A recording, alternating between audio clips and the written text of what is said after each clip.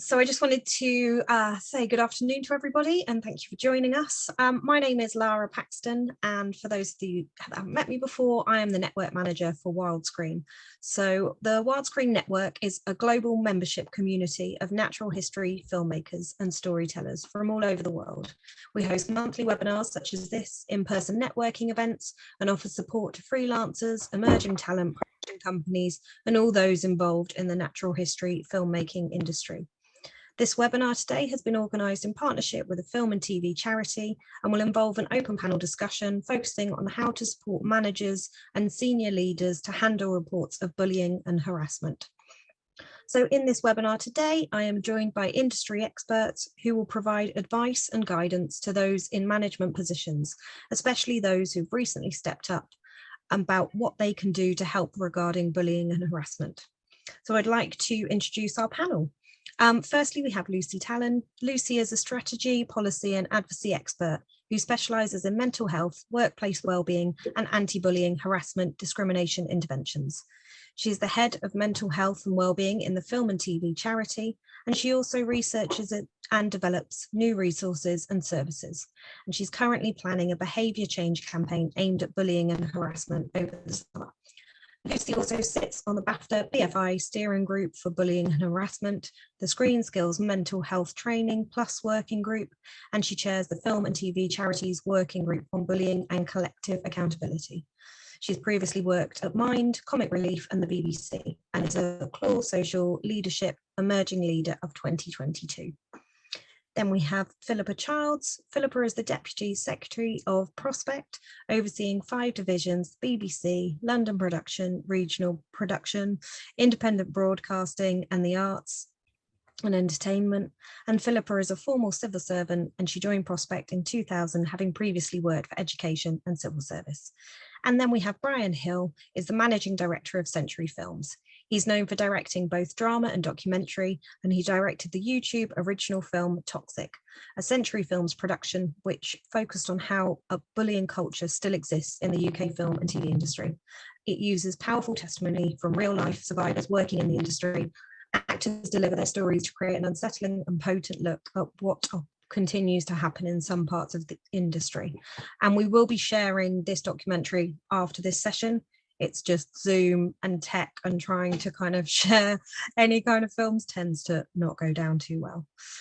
So I just want to welcome and thank you, the panel, for joining us today. Hello, good to be here. And I wanted to begin this session by sort of sharing a recent stat that the Film and Charity survey have kind of shared with me. So a 2021 survey revealed that nearly 6 in 10 workers had experienced bullying or harassment in the past year alone. Of those who reported it, only 11% said that things improved as a result. 73% said that nothing changed, and 16% said that things actually got worse. So bullying in all its forms can be incredibly damaging, and anyone can be a target of bullying. It may be a deeply personal criticism, abusive behaviour or gaslighting, and those impacted might face specific types of harassment such as racism, homophobia, sexism or ableism. And this webinar, the primary focus is helping those in senior roles and offering useful takeouts for all those seeking advice and guidance on handling bullying and harassment. So I wanted to now hand over to Lucy to talk through the development of services at the Film and TV charity and highlight how they are specifically tackling this issue. So I'd just like to hand over to Lucy. I was originally going to share a kind of 2-minute clip. I am worried that my tech on my laptop today may not support it. So what I will do is I will share it with all the information after this webinar with everyone that's attending. No problem. Thank you, Laura. Thank you for that excellent introduction, and you've framed it very well. I don't think it will come as a surprise to anyone who's watching that bullying and harassment is still a very serious problem in our industry. It's ongoing, it takes many different forms, and there are lots of industry bodies and activists trying to address this problem, and there is no one solution. What we need to do is to try and work together. We have developed some services to support those who've experienced bullying and harassment. So I think that's a good place to start. So for anyone watching, anyone who works in film and TV, anyone behind the camera, we have a 24-hour support line. And from that, we've developed a specialist bullying advice service. So you can ring the support line and there's always a friendly listening ear. You can get counselling, financial advice, legal advice. And you can now also make an appointment to speak to an expert in bullying and harassment. And what that person can do is really help you understand what's happening, because very often people come and say they don't even know if it is bullying. They say, you know, does this count as bullying? Is one of the most common questions we get asked, because it's not always someone standing 2 inches from your face shouting at you or throwing a stapler at your head. It's much more insidious. It can take very different forms, and you know, Brian's film is a really good example of really sort of destructive and toxic behaviours that go on that count as bullying and as for harassment. So the bullying advice service is there to help you sort of make sense of what's going on, and then to really just to understand what your options are and support you while you navigate those options.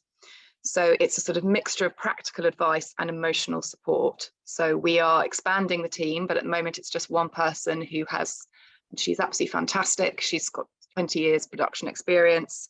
She's also a BACP trained counsellor, and then we have trained her up in the legal and HR aspects. So she knows the industry really well. And a whole range of people call from different levels of seniority, different roles. And the feedback that we've had has been quite extraordinary, actually, for any service, really any charity I've worked at. It's been incredible. For people who have described it as really having a really positive impact. So I'm pleased to say that's no longer a pilot service, that's now part of our core services. So that is going to be a permanent feature of our support line. We also have a tool called Spot, which is a digital tool to help you make your own private record. And you might sort of wonder, well, why do I do that? I'm not even sure what it is. You'll find that in any of these sorts of situations, the first thing a lawyer would tell you, the first thing someone from HR would tell you, the first thing a counsellor would often tell you is make a record of it. The first thing your trade union rep, I'm sure Philippa would say as well, is make a record. It can help you for many reasons, but it's important that you have your own record. And this digital tool, it actually has a chat bot, which just helps you, prompts you to make sure that you are capturing the right information, because if you do decide at a much later date, maybe even to do something about it, you don't want everything to fall down because actually you've said things happened on a Thursday and actually it was a Friday. And you know, it's just because it was a long time ago. You need to keep contemporaneous record. This, you don't have to use the chatbot though, you can just use the form. And then our version of Spot, which we bespoke to the industry, you can upload emails and screenshots. So you're just saving everything in one place. So it's very useful as a practical tool, but I would also encourage people to use it because it is a way to help you spot patterns of behaviour. If you're inputting things that have happened, you get a little dashboard and you can see what's happened over different periods of time. And I think it is a good thing for your mental health. I mean, we know, I've been studying this area for a while, and actually the real damage is done to the mental health at that point when it's happening, when you feel like you just can't tell anyone and you're going over it and over it and over it in your head, and it's just all consuming, but you're not able to talk to anyone because you're worried about your job or for whatever reason. And this rumination is really, really bad for your mental health, and it's actually a form of trauma. And one of the ways that you can give your mind a bit of a break, it's almost like sort of filing the experiences. You write it down, it's there, and you can sort of park it for a bit. And people have said that it gives them a bit of a sort of a temporary brief from turning things over and over in their mind. And I think it's also useful.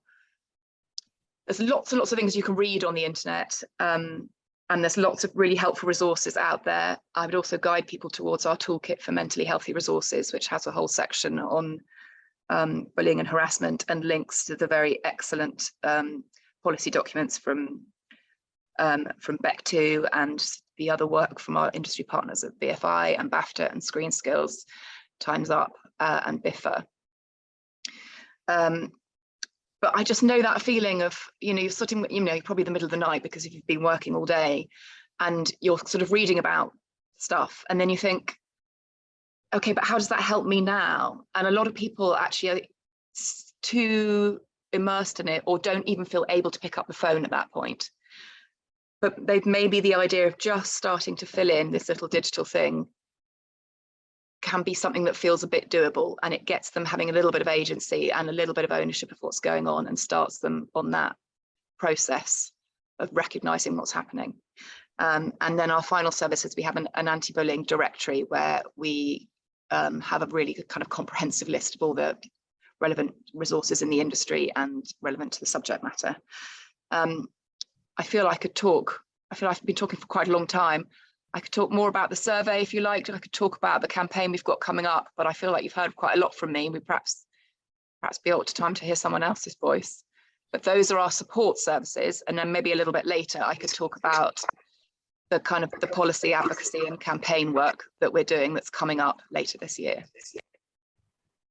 Yeah, that sounds brilliant. Thank you. It's great to have that introduction to all the services, and good to see there is help out there, because I think that's been an issue for so long, as it's been hard to kind of find the help and support. So it's good that there are services offered now by charities and companies such as yourself.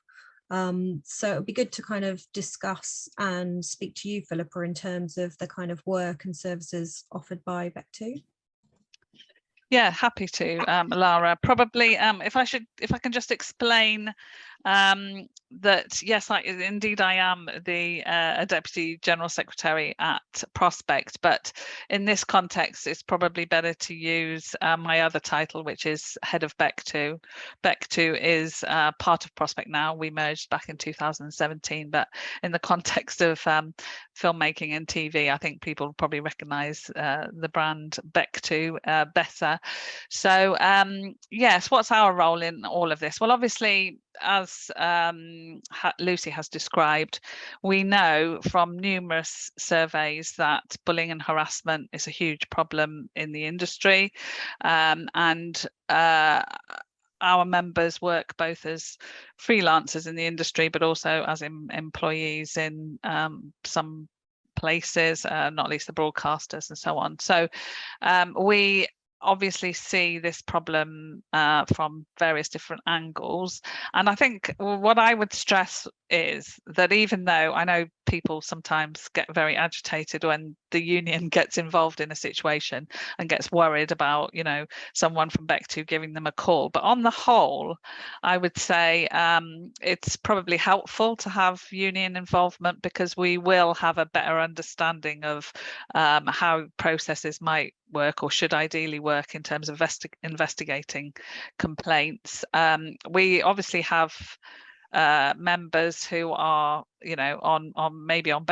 sometimes on both sides of the complaint, so the complainant and the person who they're complaining against, but also obviously we've got members at all levels within the industry as well. So it might be that our member is also someone who's trying to handle a situation where somebody's made a complaint of bullying.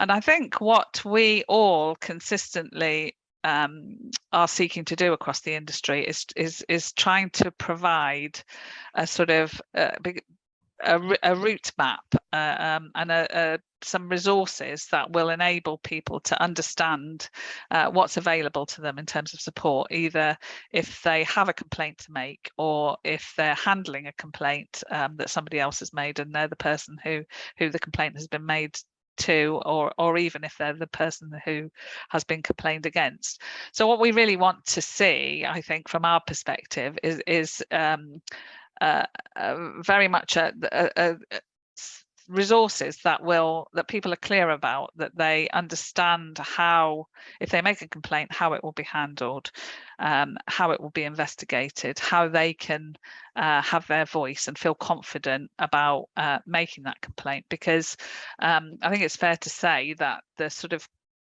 level of confusion and lack of sort of structure in terms of making a complaint has been a huge barrier for people to speak up when they're feeling under pressure because of bullying and harassment.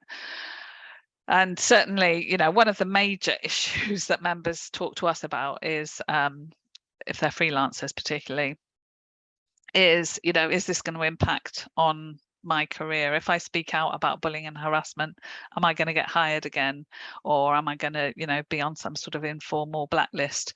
So it's a real challenge, particularly for freelancers who do worry about where their next job is coming from. They don't want to be seen as being a troublemaker, but equally they want to be able to address the issues that they experience at work in the same way as employees would, for example. So we've worked together with the Film and TV charity and BFI and BAFTA in pulling together their sort of policy and principles, which are fairly clear and have been adopted quite broadly. But also we're currently working on a template investigation process. So basically step-by-step guide to what you should do if somebody comes to you with a complaint, and how you might investigate it and what the steps you might want to take, because it is a complex problem. And some people just want to have an informal resolution, others might want to go more formal with their complaint. It really depends on the individuals involved, how serious the allegations are, and what sort of resolution is likely to be possible for that individual. So I think anything we can all do in the industry to make processes more clear. And remember, we're dealing with an industry which ranges from very small independent companies right through to streamers who might be based outside of the UK, and for whom they may have different processes or different expectations in terms of what happens. But what I think all of us probably on this webinar are keen to do is to support people to be able to make themselves heard and get a resolution in sort of fairly short time, because one of the worst things I think that can happen is for people to feel A, they're not able to speak up, B, they do speak up and nothing happens, or C, they speak up and there's then a long drawn out process which may get a resolution or not. So I think the important thing is, and it does sound a little bit boring and bureaucratic, but having a clear set of principles, a policy, and then an investigation process with a clear start and end would really help everybody within the industry, whether they are, as I say, someone who's complaining, someone who's being complained about, or a manager who's actually having to deal with a complaint, because I think undoubtedly that's also a very stressful situation to be in. Shall I leave it there and see if anyone's got any questions, or if we're moving on to Brian? Yeah, that's left it. It's the one thing I did forget to mention at the beginning, but there will be a chance at the end to ask any questions. So if anyone on the session today has got any questions for any of the panel, please pop it in the Q&A box just down at the bottom, and we'll get to that at the end of the webinar.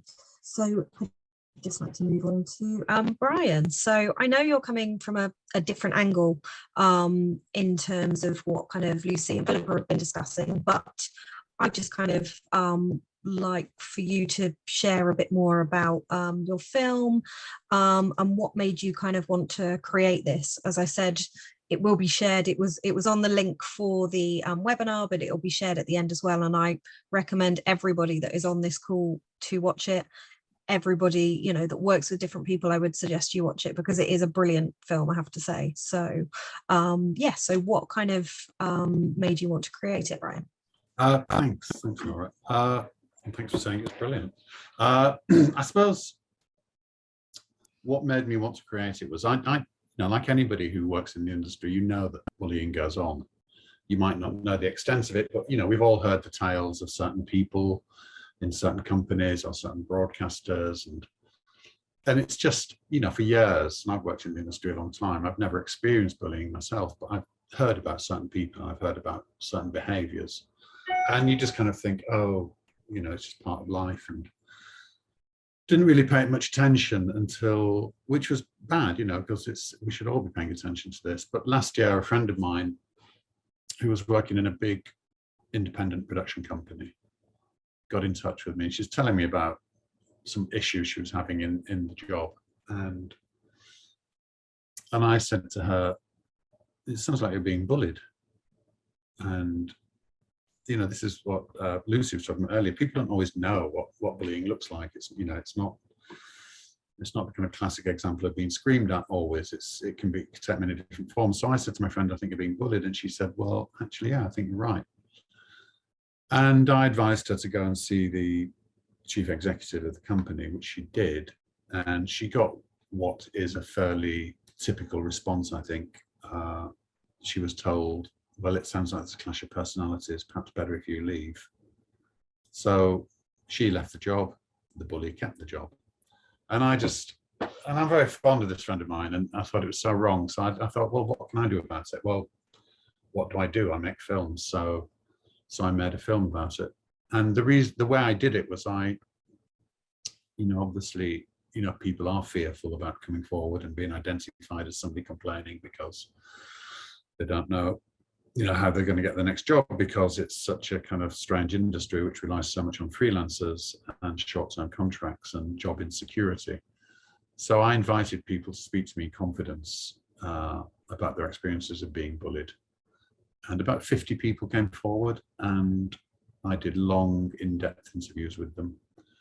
And then I took 4 of those stories and turned them into a script, pretty much a verbatim script. We didn't add anything, but sometimes, we took out repetition and changed names and dates and places, obviously to protect anonymity of people. And then I got 4 actors, hired 4 actors to deliver these scripts as monologues, which were all intercut with each other. And we had a workshop for 2 days where the actors met the people that they were playing and talked about the issues. And we made it, it's very obvious when you watch the film that these are actors. They don't pretend that they're not actors. We kind of break the 4th wall, and they talk about why they're doing it and what motivated them to do it. And it was, I could have gone, normally, for funding for something, for a film that I want to make, I might go to the BBC, or I might go to Channel 4, or I might, various places. And it didn't seem to me as though that was going to work for this one, because they're all organizations that have problems with bullying. So I went to YouTube Originals. I'm not saying they don't have any problems with bullying ever, but they don't, it seemed they're fairly new, or they've been disbanded now. They were fairly new, and they were really keen to get involved, and they gave me the money to make the film, which we did. And then it's been playing at various places and festivals, and it's on YouTube, of course, which is a global platform, so anybody can see it. And that's it, really. Thank you. Yeah, I think it's an important film, and it's important that it's out there, to be honest, because I think, as you said about your friend, sometimes you don't actually realize what bullying is, and if you are being bullied, it takes someone else to kind of, and it sounds so silly, but it takes to kind of explain your situation to someone else to bring it as an issue. And so, yeah, I think it's important to kind of have those discussions to be able to talk about that.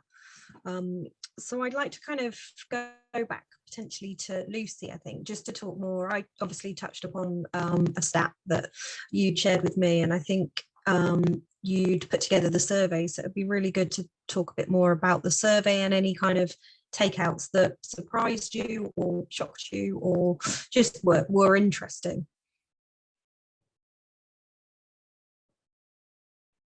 Oh, you're on. Oh, I was on mute, sorry. I think the thing that really jumped out to me instantly was that 40% of people said they'd experienced bullying in the past year only. 40%. Now, I know it was a pretty good sample size. It wasn't the entire industry. It wasn't a massive sample size, and there's probably a little bit of self-selection in there. But still, that's a lot. That's a lot of people. So 40% said they'd experienced bullying, 56% said they'd experienced some sort of inappropriate behaviour, be it bullying, harassment, or discrimination, including racism.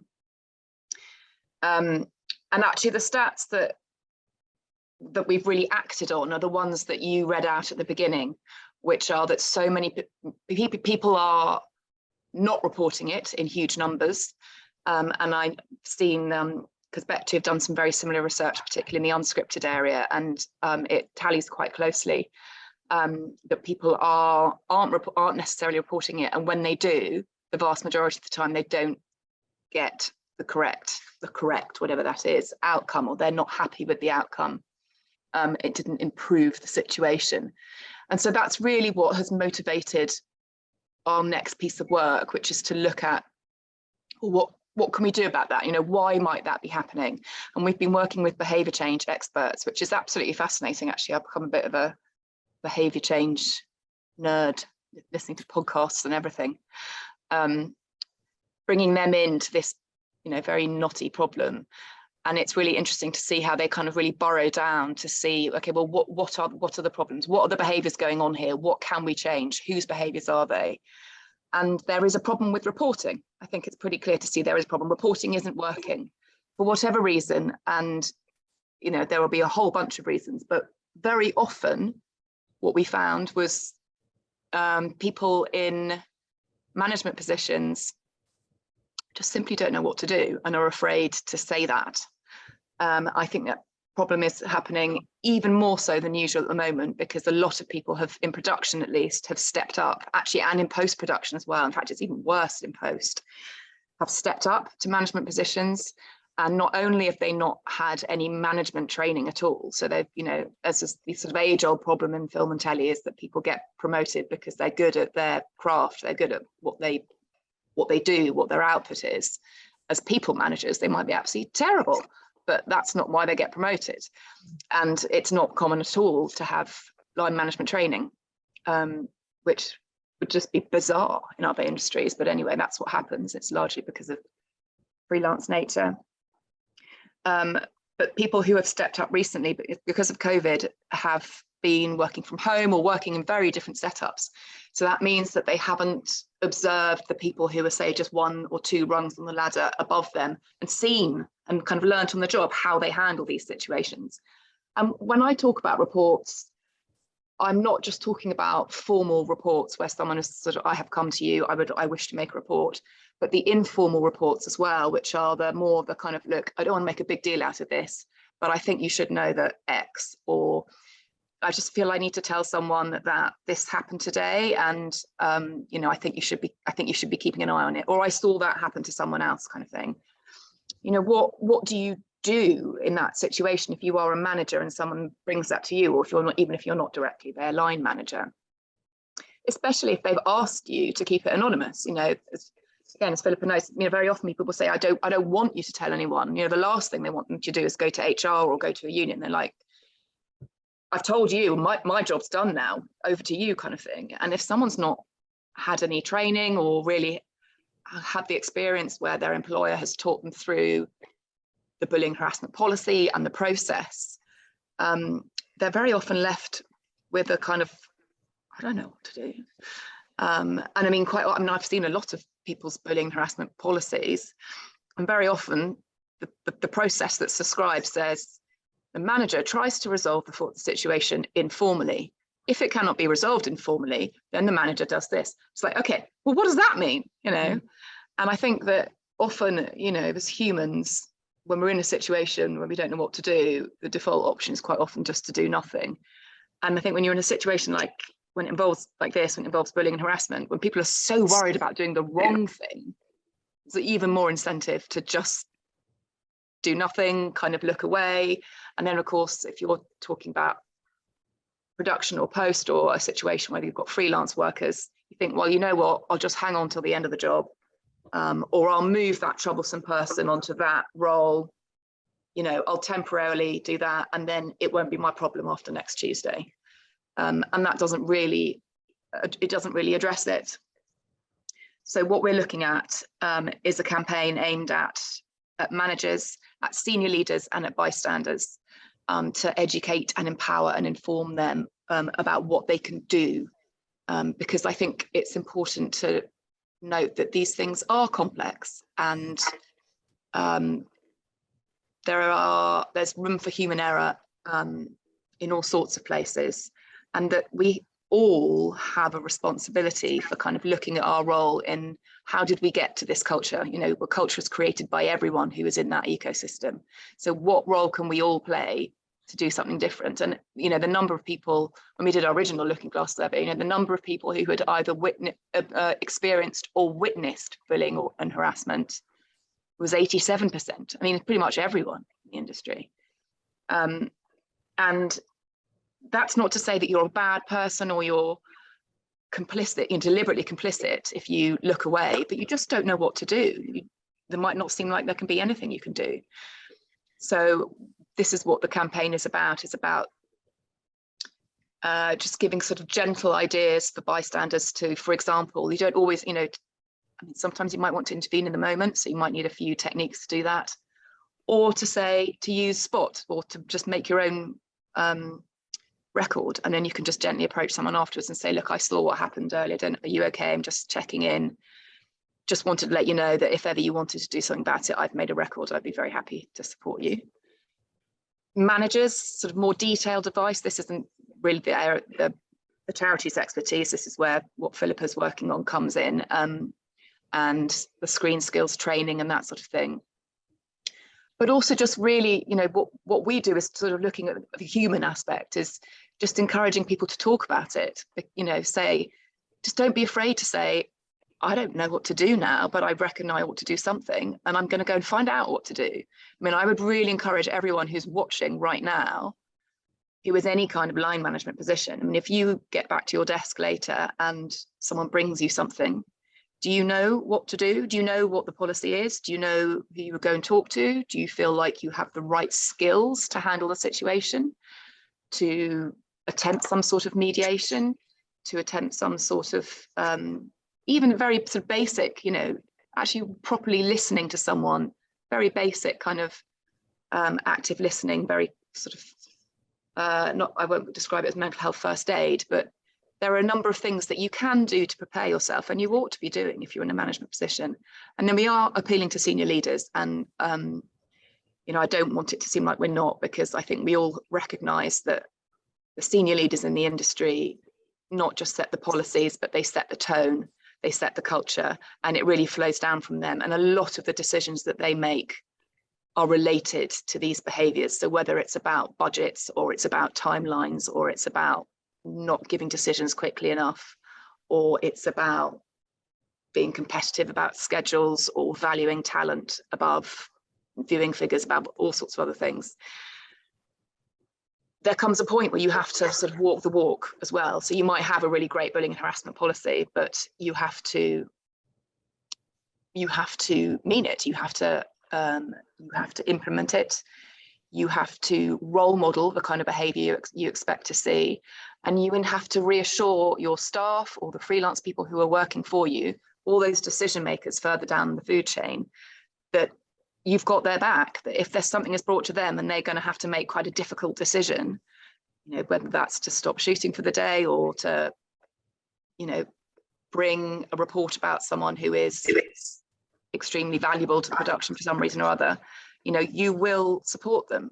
And there are positive things outside of the sort of incidents where cases are brought to senior leaders. There are positive things that they can do to promote that kind of positive culture, to promote that healthier working culture, to talk about being more open, to talk about their own experiences, to just be really clear and just say it again and again and again, that this is not the sort of behaviour we expect to see.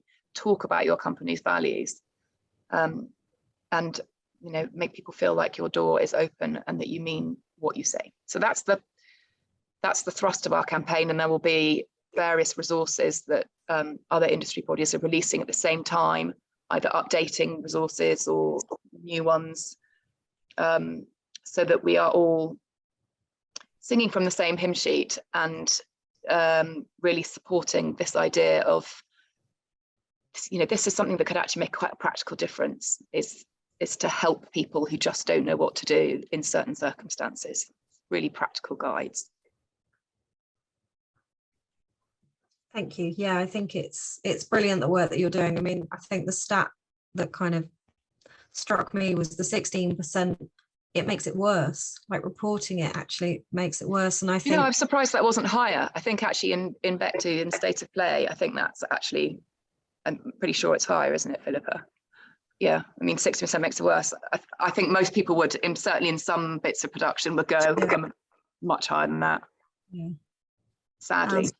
And can I just add something to add to what Lucy's saying? I think one of the reasons why things don't get done is because often senior managers, they might have somebody who they know is the bully, they know is behaving badly, and yet, they deliver box office hits, or they pull in big ratings, they get the job done, and therefore they're more important than people who are, perhaps not in such senior positions. And there's this kind of entrenched position that if somebody delivers, that they're a genius, and because they're a creative genius, they're allowed to be, behave badly. They're allowed to, because it's their temperament, and we must excuse it because that's who they are, and that's it's fine. The price you pay for their brilliance. Yeah, and it's just untouchable. nonsense, absolute nonsense. It's not excusable, no matter who they are. And just to add to that, I mean, we are now in a situation, I'm sure everyone is well aware of, the skill shortage. So I think actually we're in a situation now where the workforce, freelancers, if they want to, they're in a position where they can pick and choose the jobs that they work on. So if they want to be treated well, then they're going to be looking around for employers, engagers who treat them well. So actually, it's in everybody's best interest to address these problems, because if you want to be successful, if you want to get the best talent in the future, then you're going to have to be a pretty ethical employer going forward, and that must be surely a better incentive, as much of an incentive as anything else, to change the culture of the industry in your organization. We've got a skills drain as it is, because people are worn out, exhausted, don't want to work in the industry. I'm not over dramatizing this. I don't think people are leaving the industry. The pandemic gave lots of people an opportunity to sit back and really think about what they wanted to do in the future. And one of our key campaigns is about how people are treated, the sort of hours that they work, and also the conditions under which they work, which includes whether they're subjected to behaviour which is unacceptable. So I think the industry really does have to address these issues if they want to retain people in the industry, retain skills, and be able to attract the best talent to their productions. Yeah, freelancer I was chatting to the other day described it as it's a seller's market now when you've got freelance work. She said, if I'm approached about a job, or I'm interviewing for a job, one of the first things I ask is who else is booked on it. And if someone is booked on it, and we all have our kind of lists, and we know, if I'm offered it, I'll just decline it. It's just not worth it to me anymore. But that's easy to say, I guess, when you're a bit more experienced and you're in demand. When you're starting out, that is really tricky. And it's not always as straightforward as that, I appreciate. I think that's the important part. It's having kind of policies in place for different levels as well, I think, because there will be people that are new emerging talent into the industry, and they won't have the kind of expertise, and they won't, especially coming out of the kind of COVID world. A lot is going to be a kind of struggle and new to certain kind of people, and so it's just having those policies and knowing there's a support. And from kind of, I'll open this out to the panel, but would you suggest, first point of call, should that be kind of internally to the production or whoever you're kind of working, or would you suggest people go to external sources first if they've come across any issues? I think it's tricky because you never know. I mean, I've heard loads of tales of people going to HR and companies that have HR departments going to them and finding that they side with, let's say the executive producer who they're accusing of bullying, or or they're going to put the company's interest before the individual's. So, I think that's really difficult. And I'm not sure what the answer is. If you can't trust the HR department in the company you're working in, then where do you go? Do you go? I obviously I think what people like Back2 are doing, the film and TV charity, is fantastic, and maybe they should be the first port of call. Yeah, I think I mean, obviously, I would say join the union to anyone who's starting out in the industry, because we can support individuals and point them in the right direction and do some of the communicating or some of the finding out what the policies and processes are for them.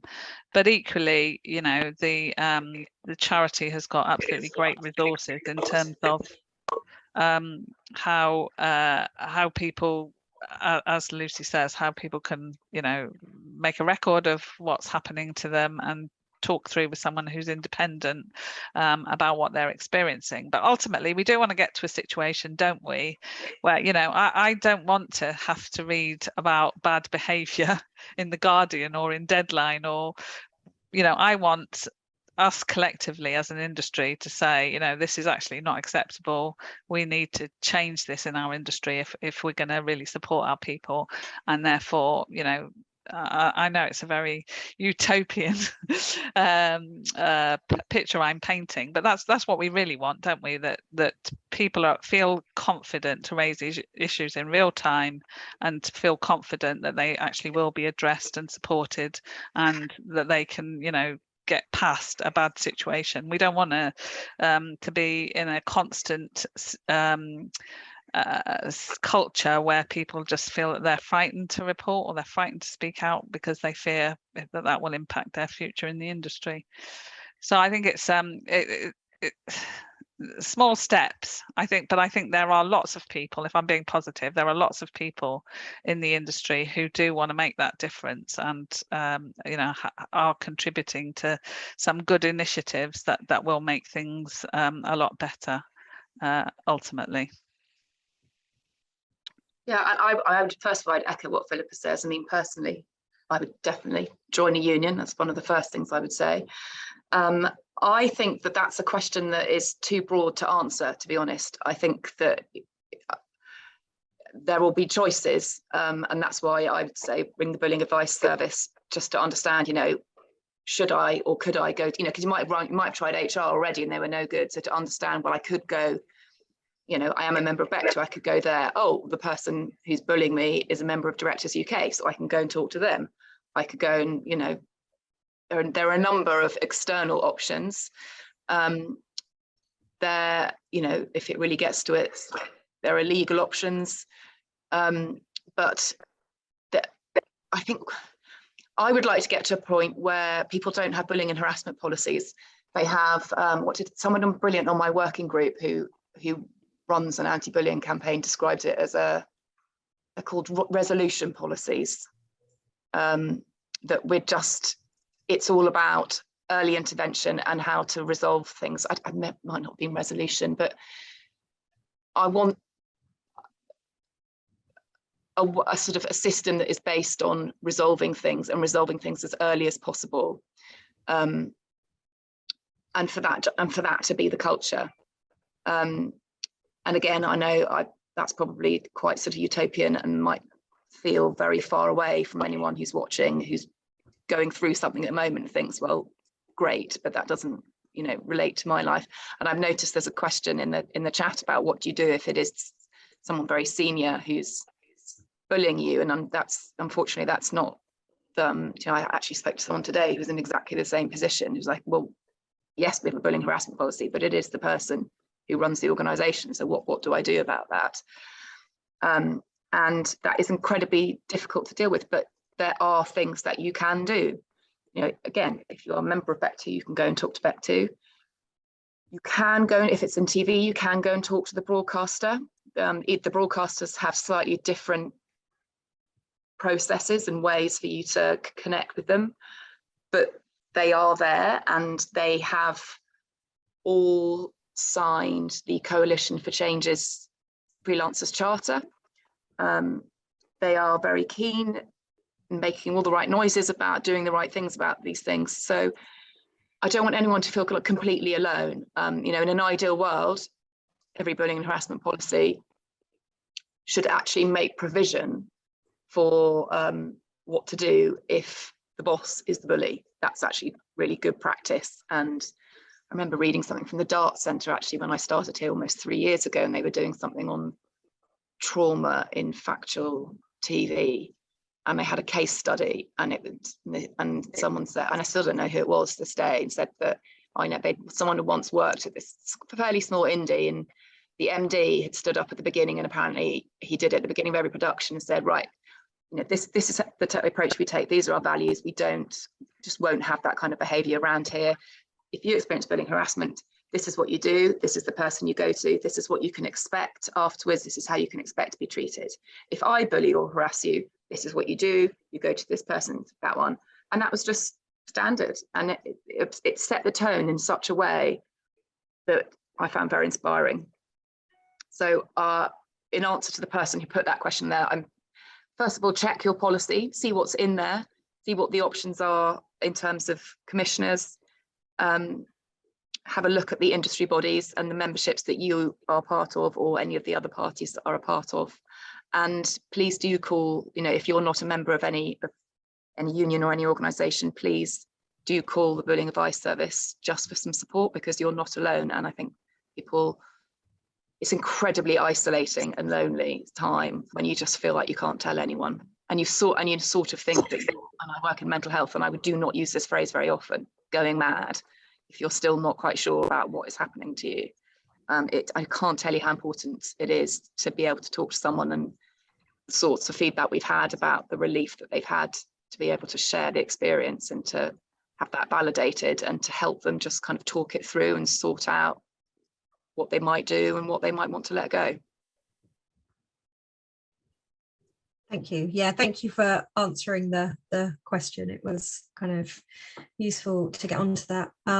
We are now sadly coming to the end of this webinar, but I know that it's a conversation that's definitely got a lot more to discuss. So following this, as I said, I will share Brian's film with everybody, and then the various resources from Back2 and Film and TV Charity. Oh, we've had one last comment.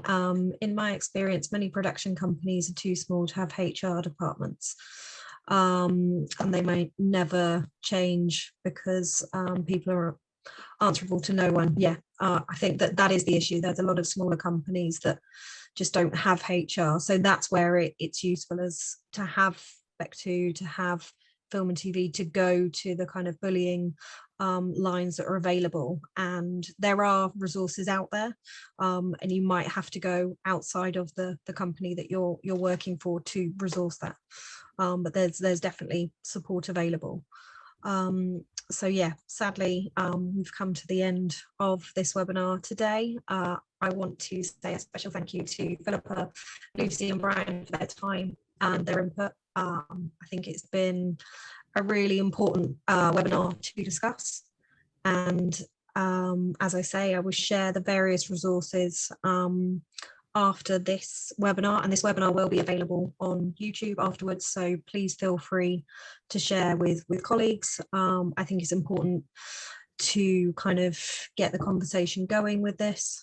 Oh, we've had one more pop into.